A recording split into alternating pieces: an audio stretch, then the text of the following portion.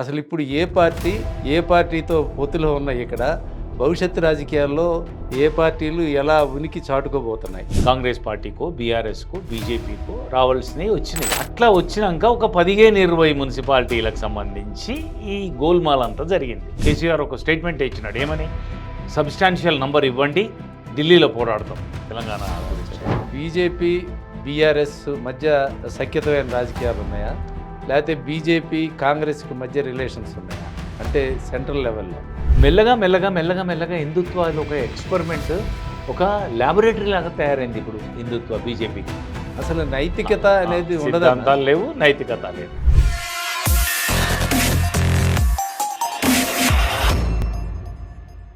Telugu one ప్రేక్షకులకు నమస్తే. రాష్ట్రంలో కాంగ్రెస్ ప్రభుత్వం వచ్చి 2 సంవత్సరాలు పూర్తవుతోంది. అయితే ఈ 2 సంవత్సరాల్లో 3 పార్టీలుగా ఇక్కడ రాజకీయాలు నడుస్తూ ఉన్నాయి. 3 పార్టీలు తాజాగా జరిగిన మున్సిపల్ ఎన్నికలు ఒకసారి సమీక్షించుకుంటే అసలు ఏ పార్టీ ఎవరిని సపోర్ట్ చేస్తుంది, రాష్ట్రంలో రాజకీయాలు ఏమి నడుస్తున్నాయి, రేపు భవిష్యత్తులో ఎలా ఉండబోతుంది అనే మీమాంస జనంలో బాగా కనిపిస్తుంది. దీని మీద మనం విశ్లేషించుకొని వివరంగా మాట్లాడుకోవడానికి సీనియర్ పాత్రికేయులు, ఆర్టీఐ కమిషనర్గా చేసిన దిలీప్ రెడ్డి గారు మనతో ఉన్నారు. వారితో మాట్లాడదాం. నమస్తే దిలీప్ గారు. నమస్తే. ఇప్పుడు మొన్న మున్సిపల్ ఎలక్షన్స్ చాలా ఆసక్తికరంగా జరిగినాయి. సరే, రూలింగ్ పార్టీకి అనుకూలంగా ఉంటాయి అనేది ఫస్ట్ నుంచి వస్తున్న టాకు. దానికి తగ్గట్టే ఆ, మీ సర్వే కూడా, మీ సంస్థ నుంచి పీపుల్స్ పల్స్ సర్వేలో కూడా మీరు దాదాపు యాక్యురేట్గా ఇచ్చేసారు రిపోర్ట్ కూడా. మేము కూడా దాన్ని మా ఛానల్ ద్వారా దాన్ని జనానికి చెప్పాము.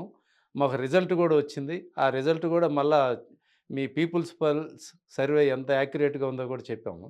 అయితే అసలు ఈ తర్వాత జరిగిన చైర్మన్లు, వైస్ చైర్మన్లు సెలక్షన్స్లో పార్టీలన్నీ ఈ పొత్తులు అనేది రాష్ట్ర పాలిటిక్స్కి, అసలు లోకల్ పాలిటిక్స్కి చాలా తేడాలు కనిపించినాయి. దీని మీద మీరేమంటారు? అసలు ఏ పార్టీతో సెయిల్ అయింది? ముఖ్యంగా ఒక్క విషయం దీంట్లో, మన ఒక బీజేపీ ఎమ్మెల్యే వెళ్ళి ఒక టీఆర్ఎస్కి ఓటేసి వచ్చారు. మహిపాల్ రెడ్డి గారు ఎమ్మెల్యే తోటి కలిసి వెళ్ళి ఆయన ఓటేసి వచ్చారు. అక్కడ ఒక సీటు కూడా బీజేపీ గెలవలేదు. అది ఒక పెద్ద డిస్కషన్ పాయింట్ అయింది. తర్వాత సరే, మిగతా పొత్తుల దగ్గర చాలా డ్రామాలు జరిగినాయి. ఇప్పటికి కూడా ఆ ఎన్నికల వేడి తగ్గలేదు. ఈరోజు కూడా కామారెడ్డిలో గొడవలు అవుతానే ఉన్నాయి. ఇదంతా కొనసాగింపు. అసలు ఇప్పుడు ఏ పార్టీతో పొత్తులో ఉన్నాయి ఇక్కడ, భవిష్యత్తు రాజకీయాల్లో ఏ పార్టీలు ఎలా ఉనికి చాటుకోబోతున్నాయి?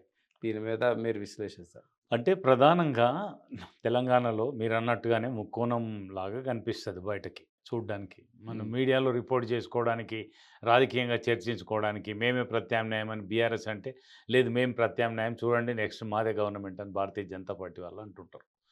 కానీ గ్రౌండ్లో ఎవరి సత్తా ఏంటి అనేది ఎన్నికల ద్వారానే తెలుస్తుంది. అయితే మీరన్నట్టుగానే లోక్సభ ఎన్నికల్లో ఒక ప్యాటర్న్ ఆఫ్ ఓటింగ్, అసెంబ్లీ ఎన్నికల్లో ఒక రకమైన ఓటింగ్ సరళి, స్థానిక సంస్థలు వచ్చేసరికి పూర్తిగా భిన్నమైన సరళి ఉండడం అనేది మొదటి నుంచి వస్తున్న పద్ధతే. అట్లా చూసుకున్నప్పుడు 2023 అసెంబ్లీ ఎన్నికల్లో 10 సంవత్సరాలు అధికారంలో ఉన్న భారతీయ జనతా బీఆర్ఎస్ భారత్ రాష్ట్ర సమితిని ఓడించి కాంగ్రెస్ పార్టీ అధికారంలోకి వచ్చింది. వచ్చిన తర్వాత జరుగుతున్న ఎన్నికలు ఏ క్రమాన్ని చూసినా కూడా మీరన్నట్టు స్థానిక సంస్థలే కానక్కర్లేదు. అవును. వెంటనే ఒక నెల వ్యవధి లోపట, కాదు సార్, 3-4 నెలల వ్యవధి లోపట లోక్సభ ఎన్నికలు వచ్చినాయి. ఓకే. లోక్సభ ఎన్నికలు వస్తే కాంగ్రెస్ పార్టీ స్వీప్ చేస్తుంది అని టాక్ వచ్చింది. ఓకే. లేదు, భారతీయ జనతా పార్టీ మేము రేజ్ అవుతున్నామన్నారు.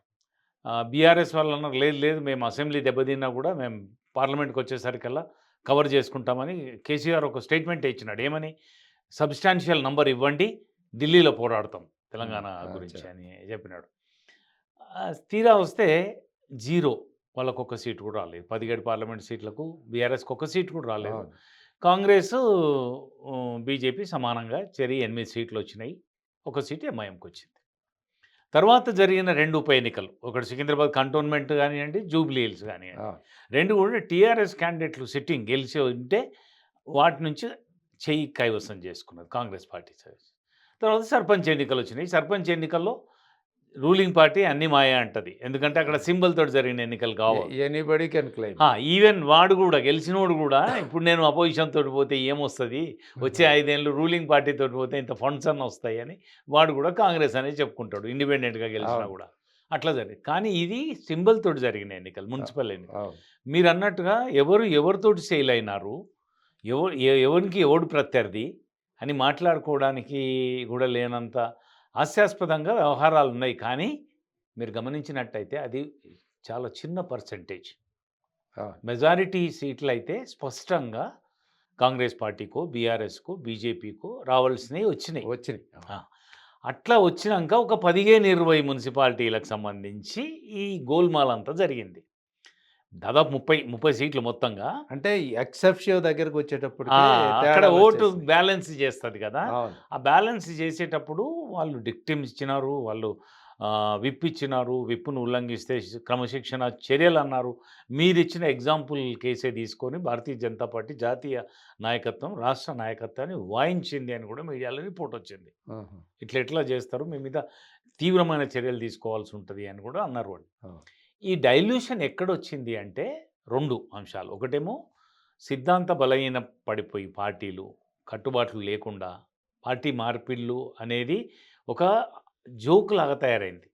ఇప్పుడు 1984లో రాజీవ్ గాంధీ ప్రధానమంత్రిగా ఉన్నప్పుడు యాంటీ డిఫెక్షన్ లా తీసుకొస్తే దురదృష్టవశాత్తు ఆ చట్టంలో ఒక చట్టసభ వేదిక మీద ఒకడు ఇంకో పార్టీకి మారితే వాడిని డిస్క్వాలిఫై చేయాలి కదా. ఆ అధికారం ఎవరికి ఇచ్చినారంటే స్పీకర్లకు ఇచ్చినారు. స్పీకర్లు అనంతశయనం అయ్యంగారో అంత గొప్ప స్పీకర్ వారసత్వం లేదు. ఇలా స్పీకర్లు అంతా రూలింగ్ పార్టీకి అనుకూలంగా వ్యవహరించే వాళ్ళే. Elected by ruling party and ఇంతకుముందు అట్లనే ఉన్న మన కాన్స్టిట్యూషన్ ప్రకారం ఎలక్టెడ్ పార్టీ నామినేట్ చేసినా అందరూ ఏకగ్రీవంగా అయినా ఒకసారి స్పీకర్గా ఎన్నికైన వాళ్ళు పార్టీని వదిలేసిన వాళ్ళు ఉన్నారు, నెక్స్ట్ టైం కంటెస్ట్ చేయని వాళ్ళు ఉన్నారు, ఏకగ్రీవంగా మళ్ళీ చట్టసభకు ఎన్నికై వచ్చిన వాళ్ళు ఉన్నారు. అంత విలువలతోటి ఉండే. కానీ ఇవాళ స్పీకర్లు అట్లా విలువలతోటి లేరు. పాలకపక్షాలకు అనుకూలంగా ఉంటున్నారు కనుక వాళ్ళు ఎంతసేపు పార్టీలు మారిన వాళ్ళను తేల్చండి అంటే టెన్యూర్ అయిపోయే వరకు కూడా తేలుస్తలేరు, అట్లాగే ఉంచుతున్నారు. వాళ్ళు పనికొస్తున్నారు రూలింగ్ పార్టీకి. ఈ సిద్ధాంతాలలో వచ్చిన విలువల రాహిత్యము పలుచబడడం అనేది కింది దాకా పర్కులేట్ అయిపోయి కింద ఇంకొక అవసరం ఉంటుంది. స్థానిక పరిస్థితుల్లో వాళ్ళు పార్టీనే నమ్ముకొని కూర్చుంటే ఒక్కొక్కసారి ఈయన ఈ పక్షం అయితే ఆయన ఆ పక్షం అని ఉంటుంది. ఊళ్ళో ఏదైనా 2 శిబిరాలు ఉంటే నువ్వు రూలింగ్ పార్టీలో ఉంటే మీరు రాయలసీమకి మనం చాలా ఎగ్జాంపుల్స్ చూసినాం. ఎల్లయ్య తెలుగుదేశంలో ఉన్నాడు, పుల్లయ్య కాంగ్రెస్లో ఉంటాడు. ఏదో ఒక పరిస్థితి మారి ఎల్లయ్య తెలుగుదేశానికి వెళ్ళి కాంగ్రెస్లోకి పోతే పుల్లయ్య విధి లేని పరిస్థితుల్లో తెలుగుదేశంకు పోవాల్సిందే. అట్లుంటాయి రాజకీయాలు ఆడ. అయితే either with me or enemy. అట్లున్నప్పుడు ఇవి ఏమైతే ట్రై పార్టీకి వచ్చేసరికల్లా తన ప్రధాన శత్రు ఎవడున్నాడో, ప్రత్యర్థి ఎవడున్నాడో నేనన్నా గెలవాలి, వాడు గెలవకుండా నన్ను ఉండాలి అన్నప్పుడు వాడు బీఆర్ఎస్లో ఉన్నాడంటే వీడు బీజేపీకి అయినా మద్దతు ఇస్తాడు, లోకల్గా ఉండే లీడర్. అది బీఆర్ఎస్కు కూడా వర్తిస్తుంది. అట్లా అయ్యి కాంగ్రెస్ను పవర్కి దూరంగా ఉంచడానికి బీఆర్ఎస్ బీజేపీ కలిసినాయి, బీజేపీని దూరంగా ఉంచడానికి ఒక మున్సిపాలిటీలో బీఆర్ఎస్ కాంగ్రెస్ కలిసినాయి, కాంగ్రెస్ను దూరంగా ఉంచడానికి బీఆర్ఎస్ బీజేపీ కూడా కలిసినాయి. ఇప్పుడు కొత్తగూడెంలో ఫస్ట్ సిపిఐ కాంగ్రెస్ ఇక్కడ పొత్తు కదా. అక్కడ పొత్తు లేదు కానీ ఇక్కడ ఎలక్షన్ ఇక్కడ పొత్తుంది. ఇక్కడ పొత్తు మున్సిపాలిటీలు కార్పొరేషన్ ఫైట్ చేశారు. చిరిసగం వచ్చేటప్పటికి సిపిఐకి బీఆర్ఎస్ ఇక్కడ నుంచి కేటీఆర్ ఫోన్ చేసి నేను మద్దతు ఇస్తాను అని 4 ఓపెన్ గా వాళ్ళు అడగకముందే చెప్పారు ఆఫర్. అసలు మీరు చెప్పిన దానికి ఈక్వేషన్ ఎగ్జాక్ట్లీ. ఎందుకంటే కాంగ్రెస్ ని అవే ఫ్రమ్ పవర్ ఉంచాలి అంటే బీఆర్ఎస్ కమ్యూనిస్టులకు ఇచ్చేస్తే కాంగ్రెస్ పవర్ లో ఉండదు.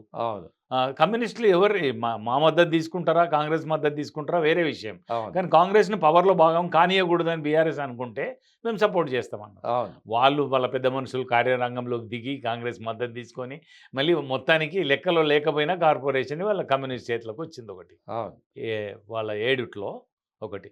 అట్లా రాజకీయాలనేవి స్థానిక పరిస్థితులను బట్టి విలువలకి సిద్ధాంత రాజకీయాలు లేవిగ. అసలు ఆ! నైతికత ఆ! అనేది ఉండదన్నా? సిద్ధాంతాలు లేవు, నైతికత లేదు. ఆ! పోనీ అట్లానే అడుగుదామా అంటే వాళ్ళు ఇప్పుడు చూడు బీజేపీ పరిస్థితి కూడా ఎంత సంకట పరిస్థితి అంటే హ్మ్. సరే చర్య తీసుకుంటారు కావచ్చు పార్టీ అధిష్టానం గనుక. వాళ్ళు మహారాష్ట్రలో ఏం చేసిండ్రు? నిన్నటిదాకా పనికిరాని అజిత్ పవార్ 70,000 కోట్ల రూపాయల అవినీతి చేసిండన్న అజిత్ పవార్ నిలువున పార్టీని ఎన్‌సీపీని జీలి వచ్చేసరికల్లా చంకలో పెట్టుకుంది బీజేపీ. అవును. ఏ నైతికతతోటి అడుగుతారు వాళ్ళు? తెలంగాణలో ఒక మున్సిపాలిటీలో బీజేపీ నాయకుల వ్యవహార శైలిని ఎట్లా ప్రశ్నిస్తారు?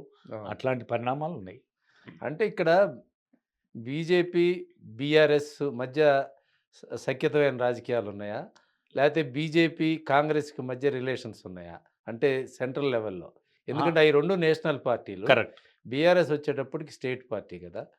ఇప్పుడు ఆ రిలేషన్సు నేషనల్ లెవెల్‌లో ఎవరికి, ఎవరికి మధ్య ఉండొచ్చు. నిజంగా చెప్పాలంటే, వాస్తవాలు మాట్లాడుకోవాలంటే, ముగ్గురికి గూడా ఎవరితో ఎవరికి సఖ్యత లేదు. హ్మ్. 3 సెపరేట్ ఎంటిటీస్‌గానే ఉన్నాయి. కానీ రాజకీయ ప్రయోజనాల కోసం కాంగ్రెస్ ఏమంటది అంటే, బీజేపీ, బీఆర్ఎస్ ఒకటి అంటది. అవును. బీఆర్ఎస్ ఏమంటది, కాంగ్రెసోళ్ళు బీజేపీయోళ్ళు కలిసి నాటకం ఆడుతున్నారు తెలంగాణలో. మనం రానీయకుండా ఉండడానికి అని బీఆర్ఎస్ అంటది. బీజేపీ ఏమంటది, బీఆర్ఎస్ ఇంత అవినీతి అంటారే, ఆహ్, ఈ మన ఏది కాళేశ్వరంలో ఇంత అవినీతి జరిగిందని అంటారే, మరి వాళ్ళ మీద చర్యలు ఎందుకు తీసుకుంటలేదు కాంగ్రెసు? కాంగ్రెస్, బీఆర్ఎస్ ఒకటి అని బీజేపీ అంటది. అవును. నిజా నిజానికి ఎవరు ఎవరితోటి లేరు. ఆ! ఎవరి రాజకీయ ప్రయోజనాలు వాళ్ళకి గావాలే. కాకపోతే ఏంటంటే, ఇప్పుడు ఫర్ ఎగ్జాంపుల్ 2023లో అధికారంలోకి వచ్చిన నుంచి కాంగ్రెస్ తన ఆధిపత్యాన్ని నిలబెట్టుకొని అవును. ఉంటుంది. అవును. మేం ప్రత్యామ్నాయంగా ఎదగాలి వచ్చే 2, 3, 4 సంవత్సరాల్లో 2029 అసెంబ్లీ ఎలక్షన్స్ వరకు అని బీజేపీ ఆశపడతది. బీఆర్ఎస్ ఏమనుకుంటది, ప్రజల్ని తప్పుడు వాగ్దానాలు, తప్పుడు హామీలతోటి తప్పుదోవ పట్టించారు. వీళ్ళ పాలన సరిగ్గా లేదు అని ప్రజలు ఇప్పుడిప్పుడే రియలైజ్ అయితున్నారు గనుక, మేము బౌన్స్ బ్యాక్ అయితాం. మళ్ళీ అధికారంలోకొస్తాం. ఈ బీజేపీ ఒకటి పెంటలాగుంది. యాంటీ ఎస్టాబ్లిష్మెంట్ ఓట్లను డివిజన్ చేస్తుంది అని బీజేపీని బ్లేమ్ జేయాలి. ఇది కాంగ్రెస్ తోటి లోపాయికారి ఒప్పందంతో ఉంది అని బీఆర్ఎస్ అంటది. ఓకే. ఓకే. ఇవి రాజకీయమైన నిందలు, ఆరోపణలే గాని నిజానికి ఎవరితో ఎవరికి లేదు. కాకపోతే ఇప్పుడు మనం కింది స్థాయిలో తన ప్రత్యర్థిని రానీయకుండా ఉండడానికి లోపాయికారిగా ఒకరికొకరు సహకారం చేసుకునేటివి రాష్ట్ర స్థాయిలోను గూడా జరుగుతున్నాయా అంటే తెలవదు. చెప్పలేం. అంటే సైద్ధాంతికంగా ఈ 3 పార్టీలు లేవు. కలవయి. 3 భిన్నంగా 3 ఉంటాయి. భిన్నమైనవే. నా పార్టీల పరంగా గూడా 3 కలిసే ఛాన్స్ లేదు. లేదు. కానీ హ్మ్. వ్యక్తుల మధ్య సంబంధాలు అంటే నాయకుల మధ్య ఇంటర్నల్‌గా ఉండే రిలేషన్‌షిప్. అవును. అంటే ఫర్ ఎగ్జాంపుల్ చెప్తున్నా.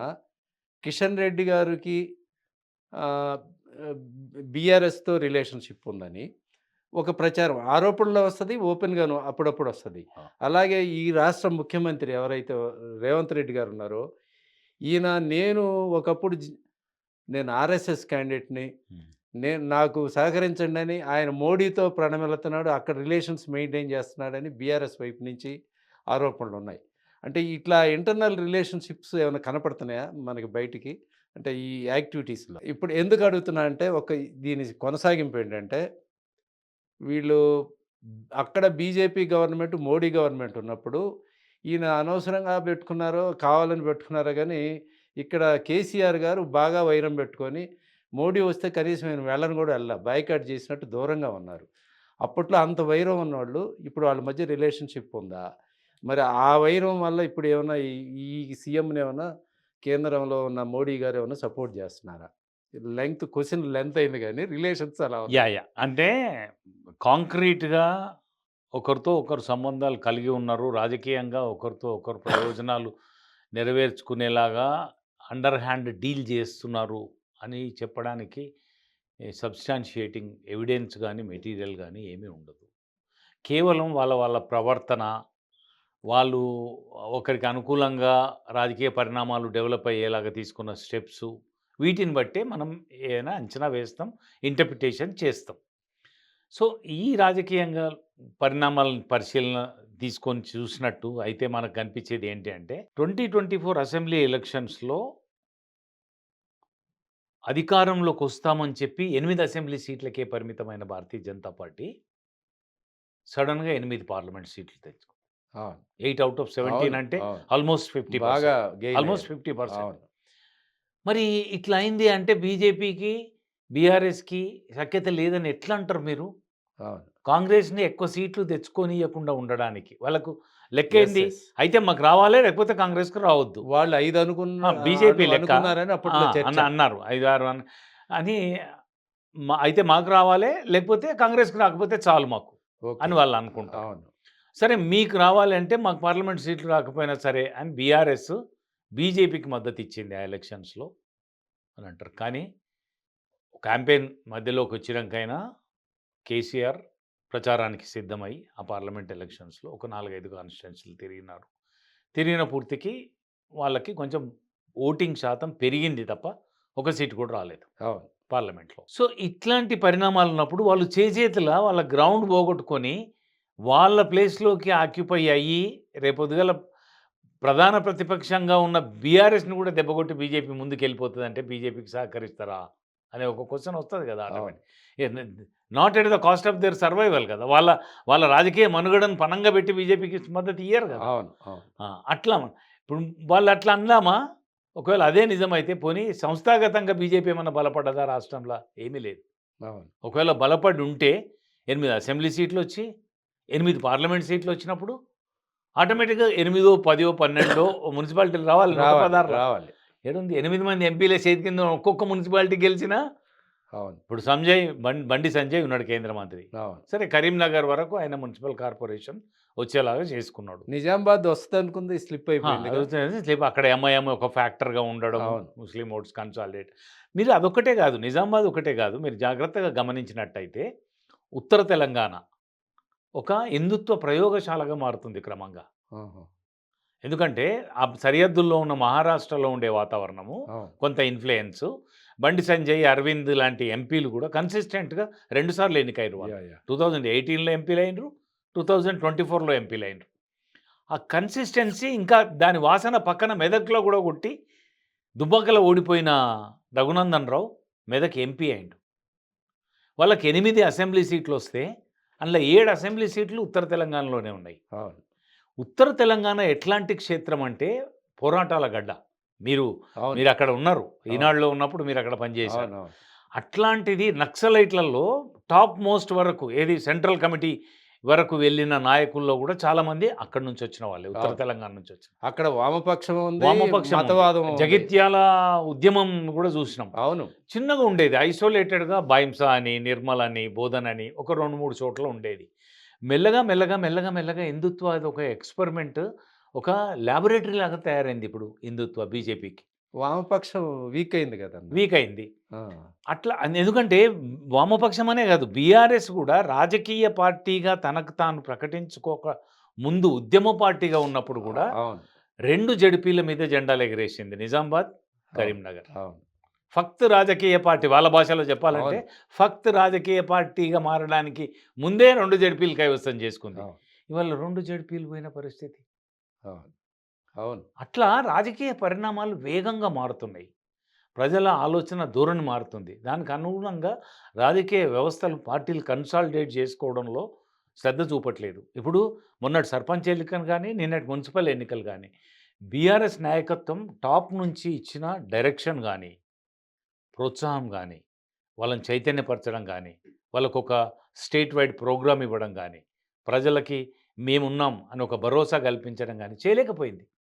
ఈ పార్టీ రిజల్ట్స్ కూడా ఎందుకొచ్చినాయంటే, మీరు మొదట్లో అన్నారే స్థానికంగా ఉంటది ఒక రైవల్రీ. అవును. వాడు ఆ ఉనికిని నిలబెట్టుకోవాలి కదా! అవును. రేపు మా ఎమ్మెల్యే వస్తాడు, మా ఎంపీ వస్తాడు. కానీ అప్పటిదాకా నేనైతే ఊపిరితోటి ఉండాలి కదా! అదొక ఫ్యాక్టర్. అని వాళ్ళు కష్టపడి తెచ్చుకున్న సీట్లే అవి. అవును. ఈ ఎలక్షన్స్‌లో అదొక ఫ్యాక్టర్. ఆ! స్థానికత అనేది ఒక ఫ్యాక్టర్. స్థానికత వల్లనే కొద్దో గొప్పో వచ్చినాయి వాళ్ళకి. అవును. అవును. అయితే ఇప్పుడు బీజేపీ ఈ రాష్ట్ర ప్రభుత్వానికి సపోర్ట్ చేస్తున్నట్టే డెవలప్‌మెంట్‌ల వారీగా ఏమన్నా సపోర్ట్ చేస్తున్నట్టు అనిపిస్తోందా? లేదా? అదొక క్వెషను. నెక్స్ట్ రాజకీయంగా వీళ్ళని కెలక్కుండా లేకపోతే వీళ్ళని డిస్టర్బ్ చేయకుండా సపోర్ట్ చేస్తుందా?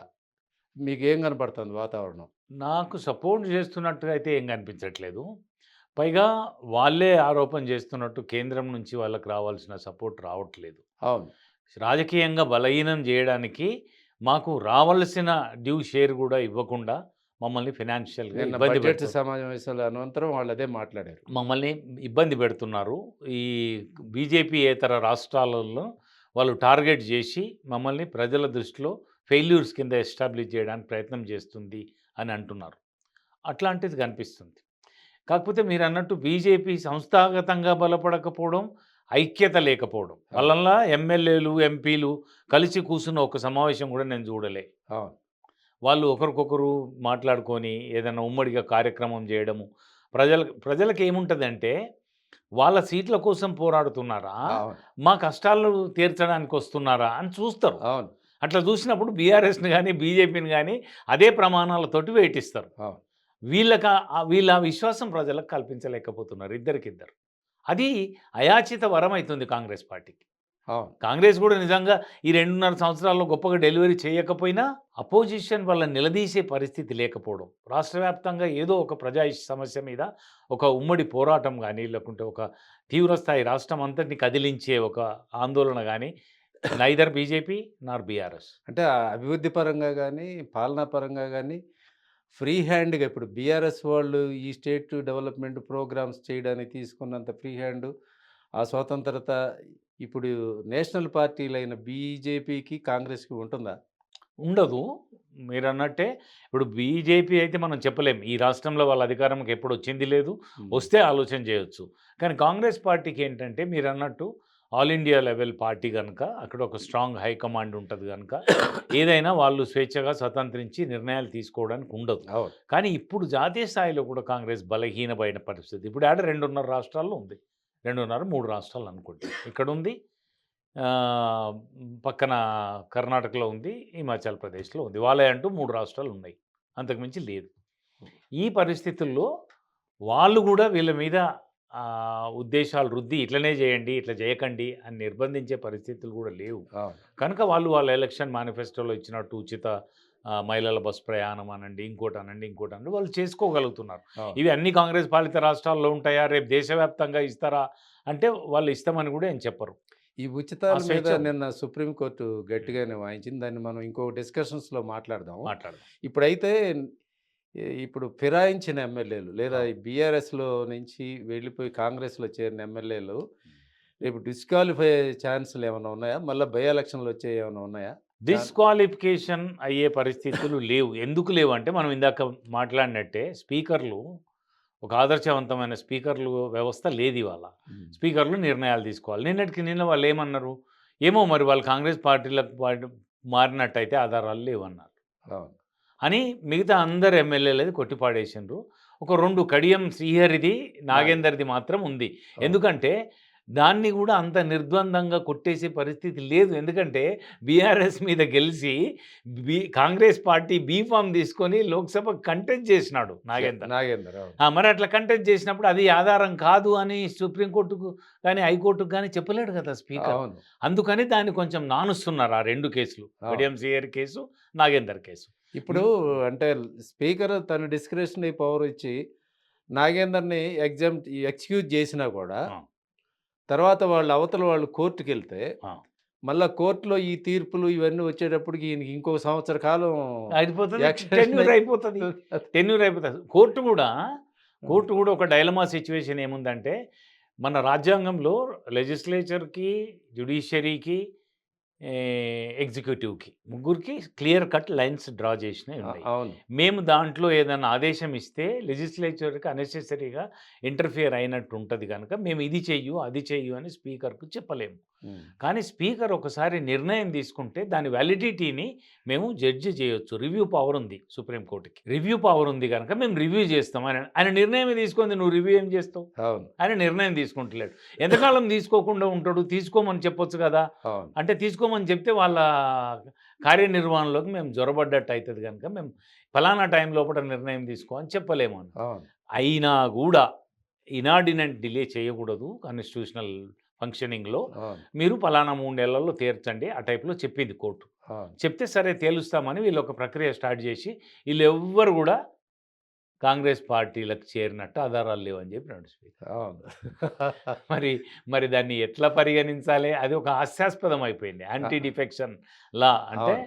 పార్టీ మార్పిళ్ళ నివారణ చట్టం అనేది ఒక జోక్ లాగా తయారైంది. అవును. దానికి కొన్ని రెమెడీస్ చెప్పినారు. ఇప్పుడు ఆంధ్రప్రదేశ్‌లో అవును. జగన్మోహన్ రెడ్డి లాంటి వాళ్ళేమన్నారు, స్పీకర్ నుంచి తీసేసి ఎలక్షన్ కమిషన్‌కన్నా ఇవ్వండి, సు న్యాయస్థానానికన్నా ఇవ్వండి అన్నాడు. అవును. అది కరెక్ట్ కాదని కొందరి అభిప్రాయం. అవును. ఇంకా కొంతమంది జ జీవన్ రెడ్డి గారు ఒక మంచి మాట చెప్పినారు. రిటైర్డ్ సుప్రీం కోర్ట్ జడ్జ్ అవును. జీవన్ రెడ్డి గారు. ఆహ్, చాలా కాలం పాటు తత్సారం చేయడం గూడా జాప్యం, inaction is also an action yes. అని రివ్యూ కింద సుప్రీం కోర్ట్ తీసుకోవాలని అన్నారు. సుప్రీం అవును. కోర్ట్ గాని, హైకోర్ట్ గాని ఆ ధైర్యం అవును. చేయలేదు. అవును. ఇప్పుడు నిర్ణయమే చేసిండాయన. అవును. ఏమని? వీళ్ళు మారినట్టు ఏ ఆధారాలు లేవు. వాళ్ళు ఇంకా బీఆర్ఎస్‌లోనే ఉన్నారని. అవును. మరి ఇక దానికి సుప్రీం కోర్ట్ అయినా ఏం చేయలేదు. అట్లాంటి పరిస్థితులున్నాయి. నిన్న మున్సిపల్ ఎలక్షన్స్ గెలిచిన ఊపులో కాంగ్రెస్ ఇప్పుడు నెక్స్ట్ ఎలక్షన్స్‌కెళ్ళిపోద్దా? లోకల్ బాడీస్ ఆ! ఇంకా నెక్స్ట్ ఎలక్షన్ షెడ్యూల్ టైమ్‌కే వస్తాయని నేను అనుకుంటాను. ఆ! కాకపోతే ఎంపీటీసీ, జెడ్పీటీసీ ఎన్నికల్లో కూడా ఇదే తరహాలో ఆధిపత్యం కనబరచడానికి రూలింగ్ పార్టీ అప్పర్ హ్యాండ్ తీసుకుంటది.